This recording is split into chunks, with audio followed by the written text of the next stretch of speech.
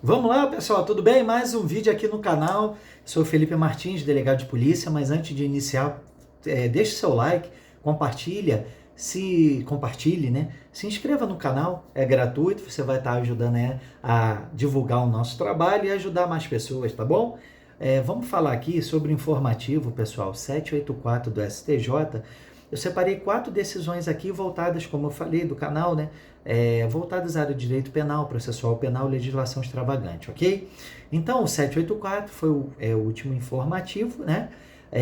E vamos trazer aqui primeira decisão da terceira sessão do STJ, referente a condições para cumprimento de pena no regime aberto pelo juiz executório. E diz assim o destaque, tá? A proibição genérica de consumo de álcool imposta como condição especial ao apenado com o argumento geral de preservar a saúde mental do condenado ou prevenir futuros crimes, deve vincular a necessidade da regra às circunstâncias específicas do crime pelo qual o condenado foi sentenciado. Veja, aqui foi criada uma regra impedindo que a pessoa pudesse fazer uso de bebida alcoólica sem que tivesse qualquer relação com um crime, sendo imposto de uma maneira geral, não tendo nenhuma razão específica para a aplicação também dessa medida, sendo aplicada de forma genérica. E aqui o STJ proibiu, né? Nesse processo, ele entendeu que não cabe ao juízo fazer dessa forma. Essa criação de regra que destoe dessas condições gerais e obrigatórias que já tem lá na lei de execução penal, no 115, pode ser criada? Pode, mas aí tem que estar acompanhada de uma fundamentação que justifique adequadamente essa restrição imposta ou executada à sua situação concreta, tá? Criar essa condição especial apenas na justificativa genérica disso visaria manter a saúde mental do reeducando ou que preservasse o cometimento de novo delito, não atende qualquer razoabilidade e nem sequer os entendimentos da própria corte, do próprio STJ, tá bom, pessoal? Cabe ser colocada essa condição especial? Sim, desde que fundamentada e que tenha relação, né, com a própria prática da infração penal que o apenado praticou, beleza? Vamos para o segundo aqui, a questão do roubo majorado, tá? E a questão da fixação de indenização mínima por danos morais pela prática do crime. Ora, houve uma alteração no CPP, o artigo 387, inciso 4º, ele prevê a questão, a promoção, né, tornou possível, desde a sentença condenatória, a fixação de um valor mínimo para a reparação dos danos causados pela infração. Então, veja, o que balizou aqui a decisão da quinta turma? Ora, para a fixação dessa indenização mínima, não se exige uma instrução probatória acerca do dano psíquico, do grau de sofrimento da vítima, bastando apenas que conste no expresso, na inicial acusatória, na denúncia, que a garantia é suficiente ao exercício do contraditório ampla defesa. Ora, vai ser fixado um valor mínimo, não há essa necessidade e, claro, constando na denúncia, vai garantir o quê? Que a defesa possa se insurgir contra esse valor, contra o valor estipulado, se é razoável ou não, se sequer é cabível ou não, mas o que decidiu aqui é que não há necessidade dessa instrução probatória. Percebam aqui, fala, quando houve essa alteração no 387, ali é um valor mínimo que não é exauriente. Inclusive, se a vítima não ficar satisfeita, ela pode depois buscar sua complementação no juízo civil, onde vai ser cabível toda uma instrução probatória, uma análise, tá? O próprio artigo 63, ele fala aqui, ó, transitada em julgada a sentença condenatória, a execução poderá ser efetuada pelo valor fixado nos termos do inciso 4º, caput do 387 do CPP, sem prejuízo da liquidação depois para apuração do dano efetivamente sofrido.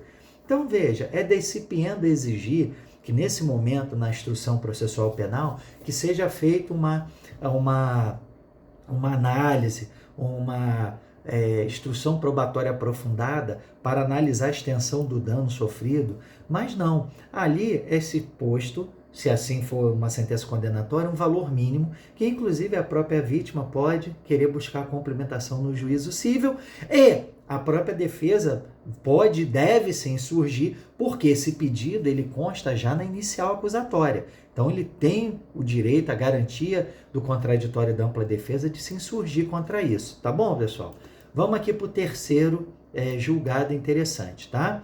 Veja, foram produzidos elementos de prova unilateralmente pelo Ministério Público e pela autoridade policial que foram juntados aos autos depois da pronúncia. Então, é um caso afeta o tribunal do júri, então é o sistema bifásico, temos a fase inicial, que é da análise da pronúncia ou não, e depois o julgamento propriamente dito, feito pelos jurados, ok? Nesse caso aqui, foram incluídos depois elementos de prova posterior à pronúncia. Porém, não foi aceito, mas na análise da pronúncia ela não foi anulada. Por quê? Porque a pronúncia ela não se fundamentou, ela sequer tinha conhecimento dessas provas. Então, essas provas não foram aceitas como lícitas, esses elementos para serem usados, mas também não invalidou, não anulou a pronúncia. Por quê, pessoal, que não anulou a pronúncia? Justamente porque sequer o juízo analisou elas, sequer estava sendo discutido isso. Tudo bem? Então foi considerado, diz aqui, a controvérsia cinge a possibilidade de se utilizar de elementos de prova produzidos unilateralmente pelo Ministério Público e pela autoridade policial quando já estava em curso a instrução criminal e juntados após a sentença de pronúncia. O STJ entende que é inconcebível admitir como prova técnica oficial um laudo que emanou exclusivamente de órgão que atua como parte acusadora no processo criminal sem qualquer tipo de controle judicial ou participação da defesa. No caso, o Tribunal de Origem constatou a nulidade dos laudos periciais produzidos unilateralmente pelo MP e pela autoridade policial quando já estava em curso a instrução criminal. Houve o conhecimento do juízo quando já havia sido proferida a sentença de pronúncia, pois juntada aos autos somente na fase em que a defesa iria apresentar razões a seu recurso em sentido estrito, dirigido contra a pronúncia. Então, nesse caso,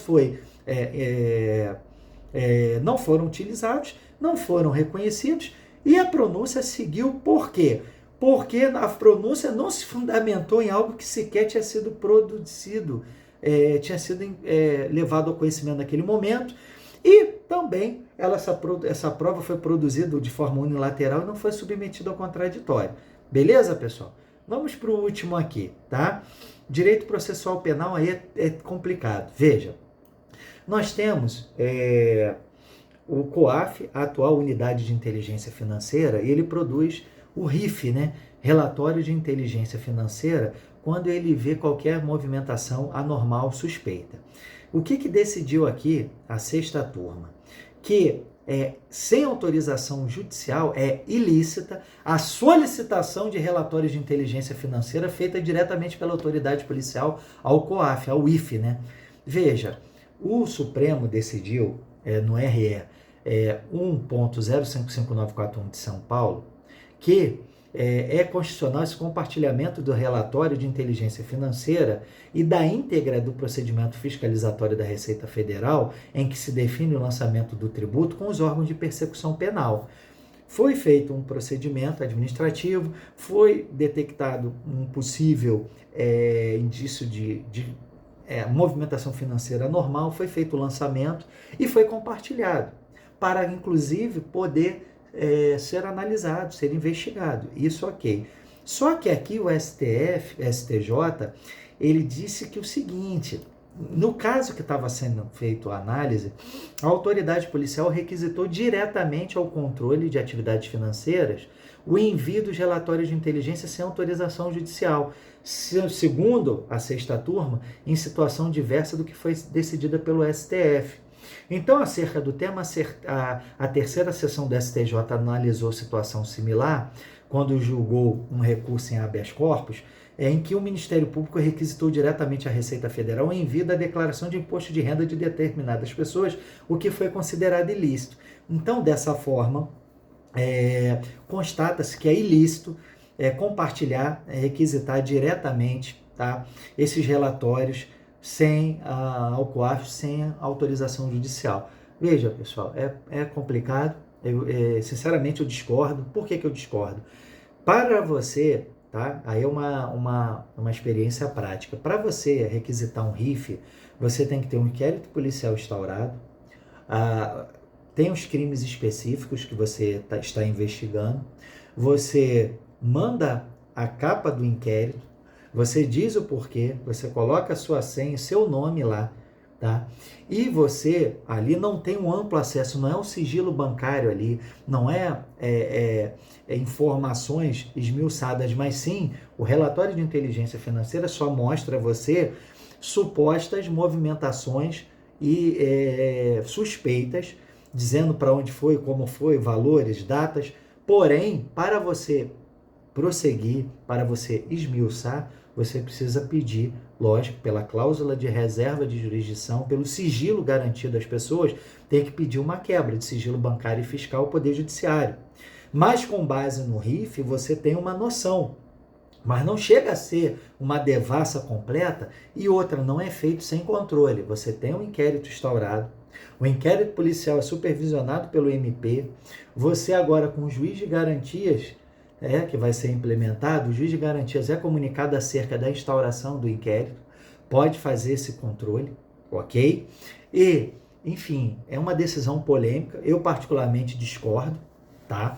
Por conta disso, não é uma ficha expedition, você não vai pegar aqui, vou pegar o sigilo bancário de todos, não. Você está investigando uma pessoa, por exemplo, que pratica o tráfico de drogas e tem suspeita da lavagem de capitais, um enriquecimento muito anormal. Você vai lá e justifica e pede um RIF. E daí, se for o caso de prosseguir, você vai lá e pede uma autorização judicial, por exemplo, uma quebra do seu sigilo fiscal, do seu sigilo bancário. Mas eu estou passando aqui, meu compromisso é com as decisões, então nós temos que passar essa decisão aqui. Veja, sexta turma, RHC 147707 do Pará, tá bom? Então, pessoal, são esses os vídeos que eu quero compartilhar aqui com vocês, tá?